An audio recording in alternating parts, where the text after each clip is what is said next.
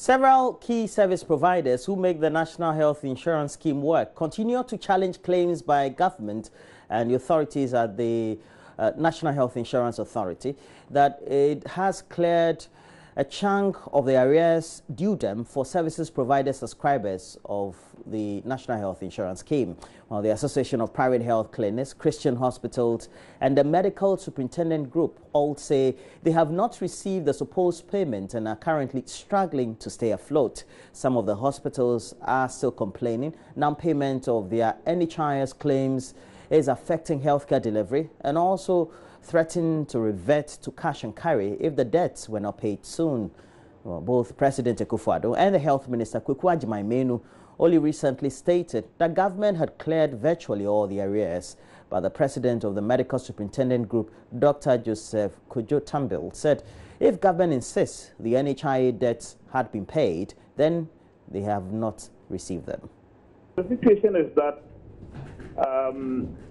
we, especially those of us in the eastern region and other regions, haven't received any payment for some time now. But even for those who have received, what they have received is for services rendered earlier parts of this year. The earlier parts of 2017. But we haven't had anything for 2018. Right. So how much are you owed as we speak? How many months are we looking at? We are owed, off the top of my head, we are owed about 13 months of outstanding claims. 13 months? Yes, and that I can give you the breakdown. The breakdown is 4 months of 2016. That's from September to December. And for 2017, from June up to December. And like I mentioned earlier, for 2018, nothing has been paid at all. And we've just heard the President say, is it possible that the payment has been made, but that it's in the process, and that's why you've not received it? Or is it that, well, because he says he's paid 1 billion out of 1.6, that you are perhaps part? All right. What I can say is that I hope that that some money would come soon, because if the President says he's paid 1 billion, then I expect that some money would hit our account soon.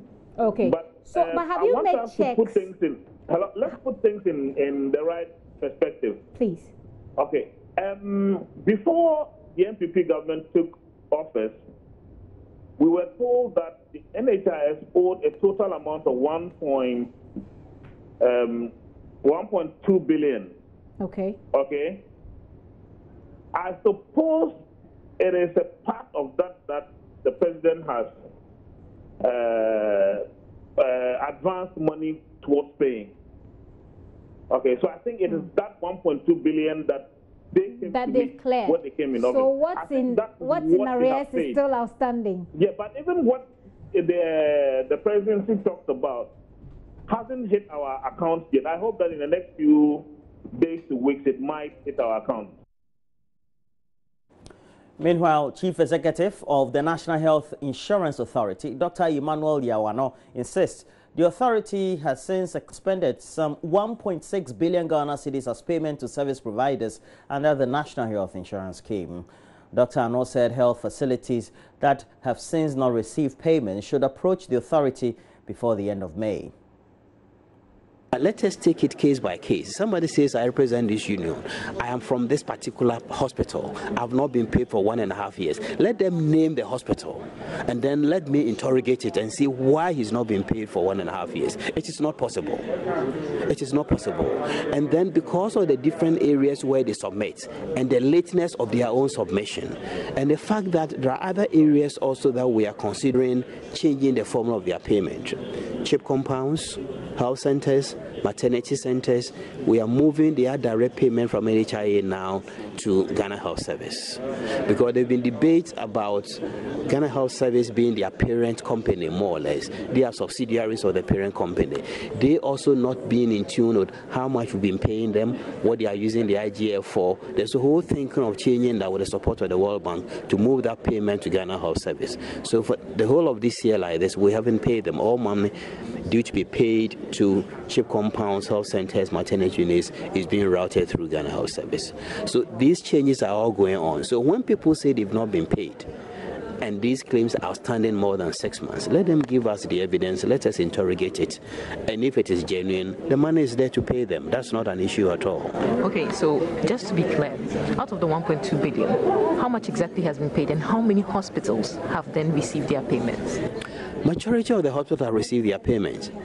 We just left with a few outstanding which were held back for 2016, from September or October up to the end. Those ones we started paying about 2 months ago. Some of them haven't received it in the next few weeks or months or so, maybe maximum within a month. All the backlog in 2016, those who haven't received, if you've not received your payment by middle of, let's say, May, you've not got payment for any money at all in 2016, you've got to approach us, because that will be cleared out of the window. So you can confirm the 1 billion has been? Definitely. We've gone beyond that. The 1 billion is more ascribed to the outstanding bill. But we're also carrying for 2017. So the amount that we paid out so far is huge. But I'm sure we're in excess of 1.6 billion, 1.5 billion, yeah. Well, bright sunny Tuesday afternoon in Accra, the prestigious Golden Tulip Hotel, and tourists had gathered at the swimming pool cooling off as events and conferences took place, with the hotel rooms fully booked and occupied. Suddenly, armed men stormed the hotel, took several people hostage, and demanded an end to a major government program. A joint police and military team then stormed the facility and tried to neutralize the attack. Well, though this actually happened, it was just a scenario for a simulation exercise carried out by the Ghana Police Service to test the country's readiness to counter terrorist attacks. Komla Adom was there for Joy News.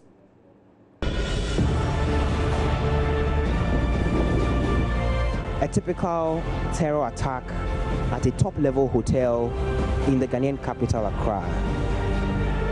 A top-level meeting ongoing in the hotel room is interrupted by some terrorist groups and individuals. A call placed to the Joint Police and Military Anti-Terrorist Team saw a deployment of forces to the hotel to attempt to counter the terror attack. On the way into the boardroom, you see some injured staff of the hotel weeping and wailing.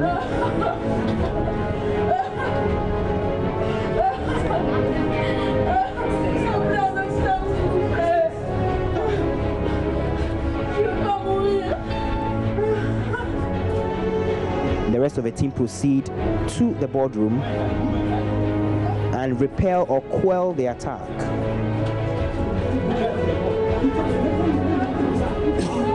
Gentlemen, you have taken out from them. Let's wait for ourselves.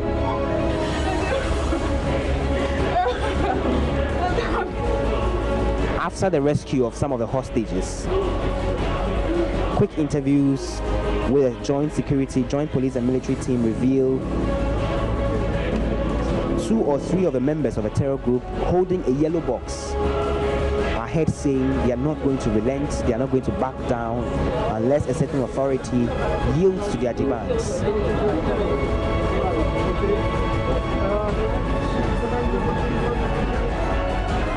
According to the team lead, response time, alertness, and desire of the team was commendable.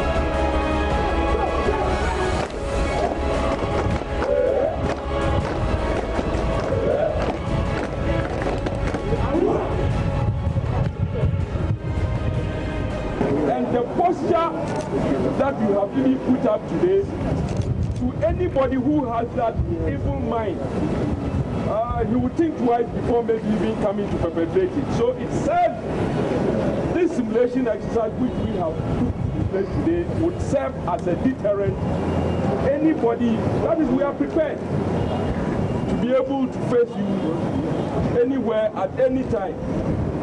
We have been trained, we are in the uniform to protect every life and property, and we have sworn to do it even at the peril of our life. So these are some of the hazards that you have to bear with when we are called to set duties. Sometimes we suffer casualties, but as much as possible, we work towards minimizing the casualties that we suffer. That is why training and retraining is very important.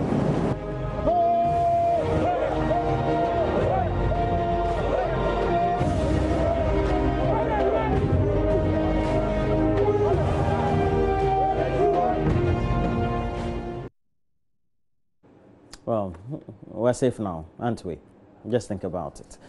Giving to charity is one of the cardinal principles many organizations and individuals uphold. For Sarah Noche of Mercy for All Foundation, caring for the mentally ill should engage the attention of society, and she has been chosen to feed them. Love FM's Kwesi Deborah has been following her and now has filed a report on her activities. Bottles of hibiscus tea, known locally as sobolo, packed in an iced chest.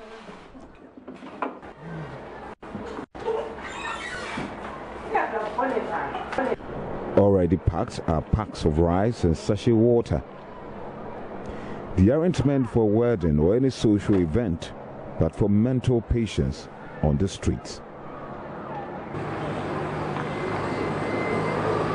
Madam Noche embarks on her usual routine of supplying food and drinks to them.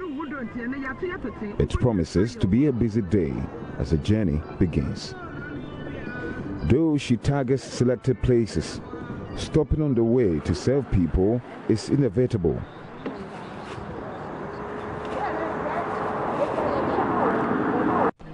They know her, and they easily open their arms to receive her. Some of them can be aggressive, and they wouldn't accept her gesture. Madame Noche, an evangelist, conceived the idea of assisting mental patients and went ahead to set up Mercy for All Foundation. It aims to cater for the nutritional needs of the largely rejected and unsound in the society. The mission began with her husband and children. It has touched other members of the Seventh-day Adventist Church who are helping.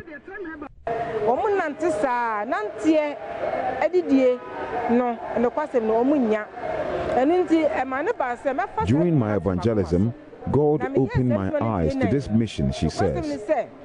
I realized that hunger is painful because they can roam for many hours without food, so I decided to feed them. Sometimes I can cook for 80 of them, but it wouldn't reach anywhere. We need help. Look at this car. Sometimes you have to force and pack everything in it.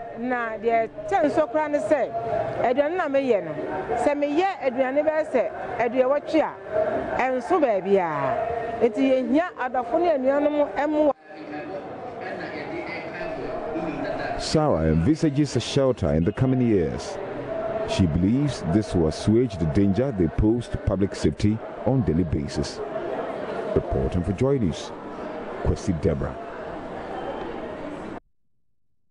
And that should encourage us all to do charity. And please give us your messages. JoyNews on TV is our regular page on Facebook, and you can always watch us live through our channel on YouTube, Major Online TV. Well, now we have to take a break. And when we come back, we'll look at the newspapers. We'll look at a couple of the various online portals, and then Benedict will also be here with the latest sports stories.